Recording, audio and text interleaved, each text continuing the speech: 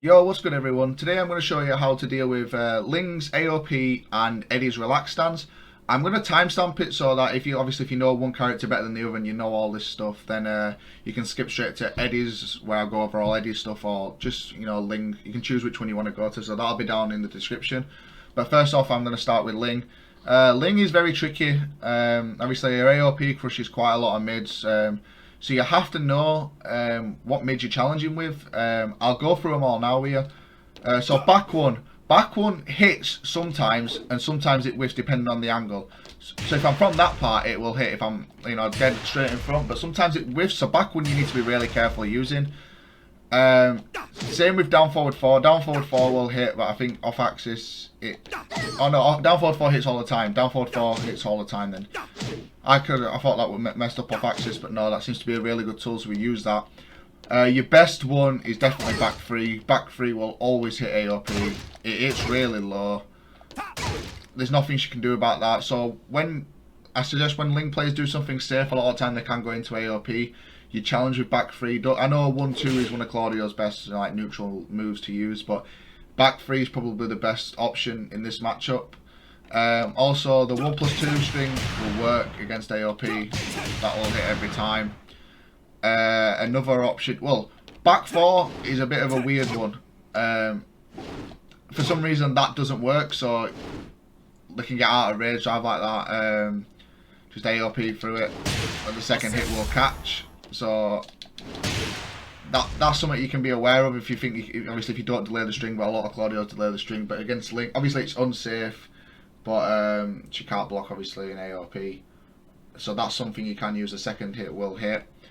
Down forward 3 is a bit of a weird one as well, because it hits at some points and then some points it doesn't. So like that, so that's a bit of a weird one. You'd have to be careful throwing that out. Down forward 2 always hits. That always hits. So you can definitely use that. The 3+4 will hit, obviously, because it hits grounded. That's same for up forward 3. And obviously, probably best option against LING is to hop kick, because hop kick stuffs out AOP, and a lot of the moves that come out of AOP are quite slow, so hop kick will beat it anyway. So definitely want to be using hop kick in this matchup. But yeah, now I'm going to show you how to pick up off LING's low, because some people try to do while standing one, and sometimes it works, sometimes it doesn't. It obviously depends on the angle, like that. It depends. It's not really. I won't really recommend using it. What I recommend using is up forward 3+4, or side step back 3. They're what you should be using. They're the two moves that you should be using to pick up this low, because it's a bit of a weird low. Whilst only one's very inconsistent, so I won't bother with that. But definitely make sure you think over it in your head when you're playing a LING player that you are going to be using these certain mids that I've gone over, are obviously mixed up with lows. Jabbing too much can probably get you killed if they go into AOP and do the AOP down 1+2, so be really careful about that. Okay, so now we're moving on to Eddy. With Eddy, it's a bit different. I'd say it's harder to hit Eddy than it is LING, because some of the options that I've just gone over with LING don't actually work on Eddy, like I'll show you now. Down forward 4 doesn't work. None of the down forward 3. It just doesn't work. So the options you need to be using against Eddy's relax is definitely back 3. Back 3 works. Down forward 2 will always hit as well. The 1+2 string hits, but it doesn't give you the full string like it does against LING.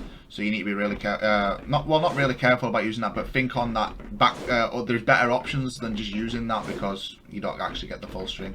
So probably back 3 and down forward 2 are your best options. The up forward 3+4 is a bit weird, because the last hit. Sorry, my pad turned off.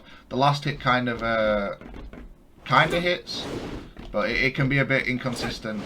So I wouldn't really recommend going for that. 3+4 hits. Up forward 3 hits. And obviously hop kick hits, but obviously none of these have the same effect that it did on LING, so this way it makes it a bit more trickier. But the best thing in this matchup, like I said with the LING, is back 3. This is one of Claudio's best neutral tools. especially in this matchup, as it punishes two of Eddie's.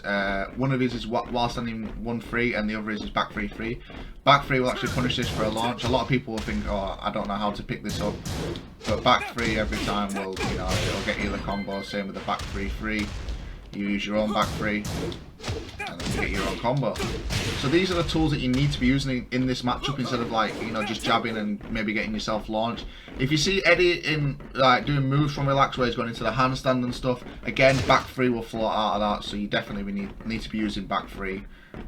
This is how you control this sort of matchup and how you end up getting yourself your win instead of, like, you know, playing with the usual sidestep and, you know, jabbing around. It's just stuff like just a quick stop them from using their best tools. Basically, that's how you've got to play this matchup.